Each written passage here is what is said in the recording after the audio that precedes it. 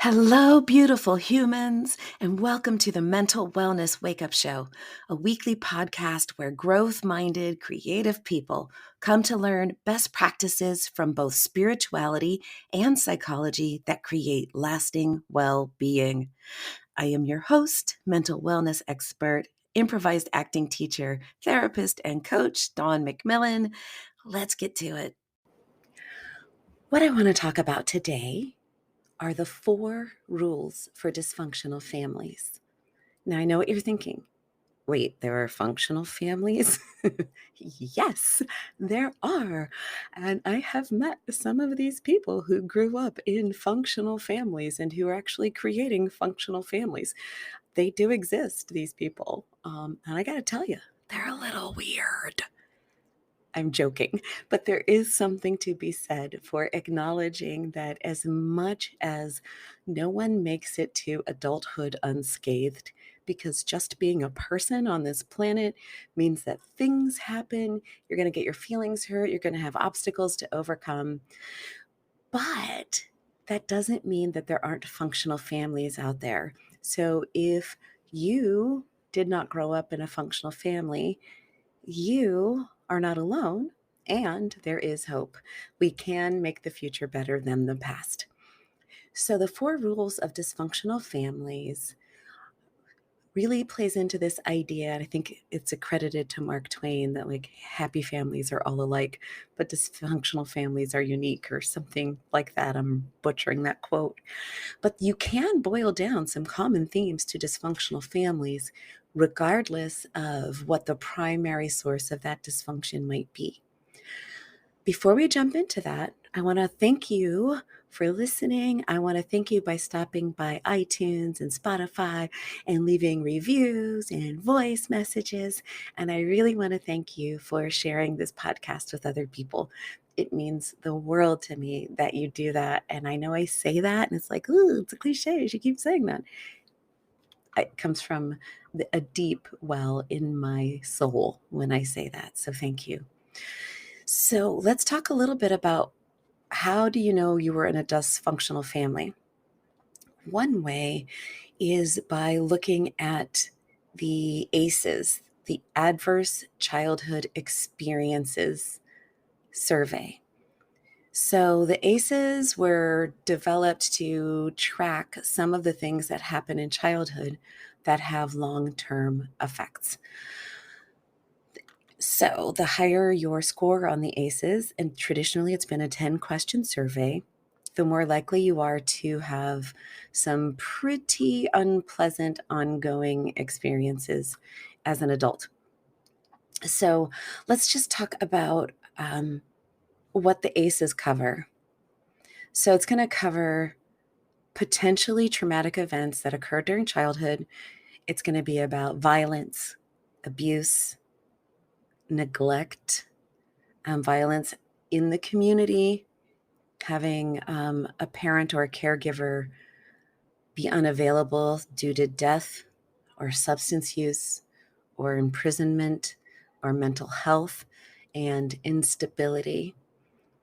So if you look at the big picture, about 61% of adults surveyed reported they had at least one. 1 in 6 reported that they had at least 4. So there is a correlation between ACEs and heart disease, ACEs and early death, ACEs and adverse economic outcomes. It's really very costly. So I'm looking at the CDC right now, and they say that the economic and social cost of families, communities, and society totals hundreds of billions of dollars every year. So having this childhood trauma situation is actually very costly, not only to the individuals experiencing it, but to all of us. So if you look back on your family and you did have abuse or neglect or an unavailable parent due to any of the items that I listed before, you are much more in danger of chronic diseases like cancer, diabetes, heart disease, suicide. It really is, it is occurring. And, I've met a lot of people who have 9. I've met a few people who have 10. So if you think that your risk of poor outcomes increases with every single one, that having 4 or more is considered to be an extreme risk for unhealthful adult living. It gives you an idea of the impact that growing up in a dysfunctional family can have. So if you're curious, you can type adverse childhood experiences, and there's lots of resources out there, and you can take the test and see what your score is. I have a friend who has a really high ACE score and happens to be one of the most functional people that I know. So it is possible to have a dysfunctional family and turn out okay, because we also have protective factors, some of which really have to do with having a little bit more economic security or having a safe place to go to. So, for example, children who grow up in poverty, but they have a middle class or upper middle class or wealthy friend, have a better outcome than those kids who don't. And it's because some of the effects of their own environment get mitigated by spending time with this other family. You know, like my kids have always had what I call second moms, right? So not only are my children exposed to the culture of my family, they're also exposed to the culture of their dad's family and then of their surrogate families. And so that can be a really big protective factor. Okay, enough about the ACEs. I just wanted to invite you to know that this dysfunctional childhood experiences are important and they do matter. So, what is the dysfunctional family? How does it work? Um, the way that it kind of has its effect really has to do with toxic stress. So, toxic stress is going to be excess activation of the stress response system over time. So, your fight, flight, freeze, or fawn or fix system is designed for short bursts. But if you're in an unhealthy environment as a child, you're being verbally or sexually abused or physically abused, you're seeing one of your parents abuse the other, um, you're being raised by a stranger because your parents had substance abuse issues and CPS had to get involved. Poverty, racism, community violence, your own mental illness. These things can cause toxic stress, and it's wear and tear on the body and brain. Like, just imagine revving your engine for days and weeks on end. It just wears things out. So, if you are someone who grew up in a dysfunctional home, all is not lost. You can do reparative relationships as an adult. You hear that phrase, chosen family? That's healing. Having a strong community wherever you find it, whether it's your improv troupe, your baseball team, or your church, or wherever, that's also restorative. And of course, quality therapy can be restorative. So all is not lost. But if my talk about adverse childhood experiences isn't ringing any bells for you, maybe if I tell you what the 4 rules of dysfunctional families are, you might think, oh, that sounds familiar. Maybe I was affected in a way that's just not obvious to me. So the 4 rules of dysfunctional families are: don't talk, don't trust, don't feel, be perfect. So what does that all mean? Don't talk. Like, one of the rules of a dysfunctional family is secrecy, right? If you talk about the problems, if you talk about your feelings, if you talk about it, then people will know, and the dysfunctional family will not be able to maintain its appearance of being okay. So don't talk. It's not okay to talk about your problems. And this can become a pattern, so that in later life we have, we often have the stereotypical couple that goes into therapy and he never talks about his feelings, and, she's whatever she is. But that's part of how we learn to cope in our family of origin sometimes is if you don't talk about it, then we can pretend like it's not happening. Or if you do talk about it, be indirect. Be indirect. Don't actually say what it is so that you always have plausible deniability, or you can say, I didn't say that. I didn't mean that. Or you want to triangulate and not speak to anyone directly. You want to send someone else as your messenger. So, number one is don't talk. And number two is don't trust. Don't trust anyone outside the family. But then maybe you also learned you can't trust anyone in the family.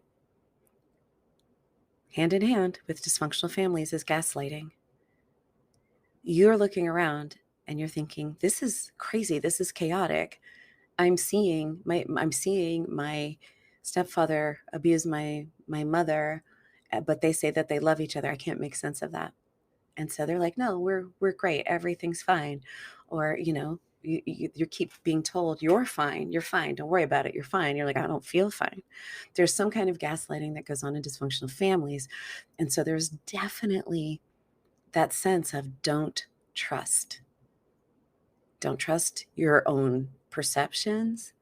Don't trust your family because maybe, the people who are supposed to be loving you are the ones who are hurting you. And don't trust outsiders. That goes along with the don't talk, right? They don't understand what it's like for us. So anyone who's not us could be a danger. Don't feel. Feelings are scary. If you grow up in a house with a rager, you learn that feelings are terrifying. Or if you're sad and you're told boys don't cry, or, cut that out, it'll give you something to cry about. Or what are you so happy about? We don't have food on the table today. Keep it down, right? There's all these ways in which our feelings are made to be wrong one way or another. So don't express your feelings. And even better, don't have them. If you don't have feelings, no one can hurt them. And if you don't have feelings, you're not inconveniencing anyone with your needs. It's a lot, right? And the corollary to that one is don't be selfish.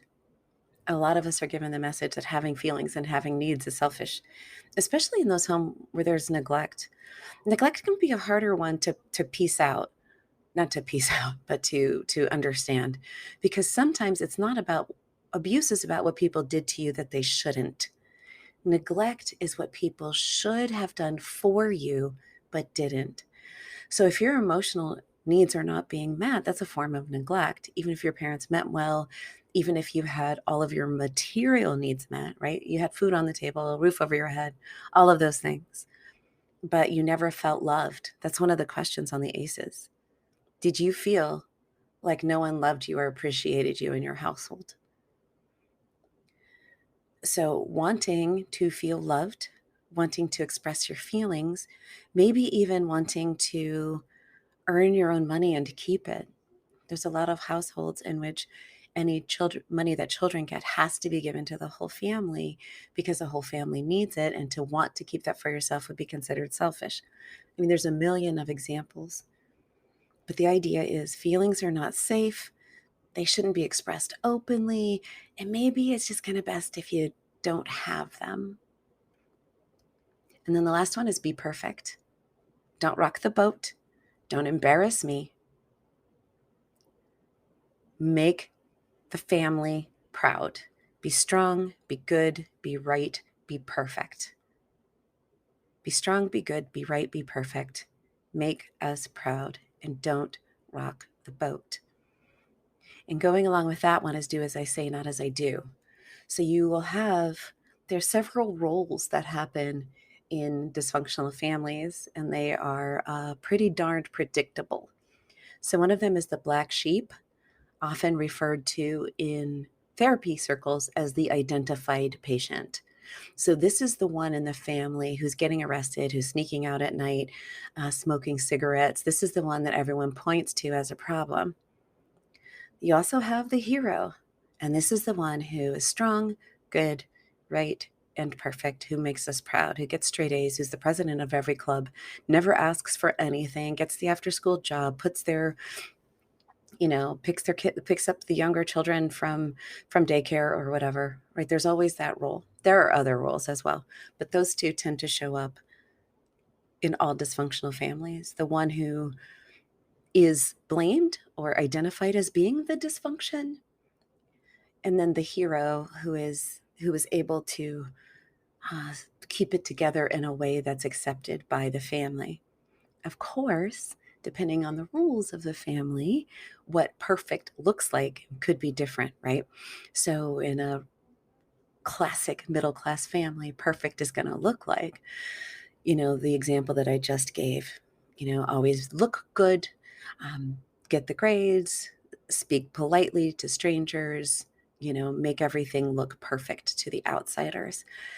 In a different family, being perfect may be the one who gets into the gang earliest and is able to start making money selling dope out on the streets and starts bringing in the most money at the youngest age, right? So it just depends. But one of the reasons I wanted to bring all of this forward is that many of us are so used to the rules and the culture of our families, we, first of all, don't know that they're quite dysfunctional. Or if we do, it can feel inescapable, but it's not. So if the 4 rules of dysfunctional families are don't talk, don't feel, don't trust, be perfect, we can start to do our work simply by reversing those rules. Do talk, have feelings, and talk about them. Go to therapy, go to 12-step, go to social support groups and learn what feelings are. There are more than 2. We are not just fine and upset. There's a whole lot more feelings than that. And the more you're able to name your feelings, the better able you are to manage them. So do what you got to do. Feel your feelings and learn safe and healthy ways to express them, and talk about what you think, talk about what you feel. Find safe people and talk to them. But wait, Dawn, didn't you just say one of the rules is don't trust?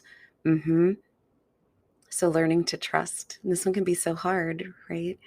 I often say with clients, sometimes our pickers are broken. We keep picking people who keep playing out the cycles of dysfunction that we found ourselves into. So learning to trust is an act of discernment, but taking the risk to trust is an act of liberation. So if any of this sort of tickled in the back of your mind, or if you were already aware, yeah, my family I grew up in is messed up, do talk, do feel, do trust, and let go of perfection. Social media gets a lot of blame right now for people's mental health. And I think it's that highlight reel aspect of it. I was on LinkedIn earlier today, and everyone's just ecstatic about all of these accomplishments. And isn't that great? And Instagram and, the Pinterest perfect house and all of that kind of stuff. It can reinforce that rule of be perfect, or at least seem perfect, and beat yourself up with shame if you are not. So the more we let go of that being perfect, and the more we embrace ourselves with all of our glorious imperfections, with all of our air quotes flaws, the more we say, you know what? I'm not perfect, and that's okay. And oh, by the way, no one else is either. So the invitation is to talk, to feel, to trust, and be beautifully, gloriously, messily your true self. Stepping forward in genuosity. And with that, I celebrate you, whether you are one of those strange people who grew up in a functional family. I'm looking at you, Melissa.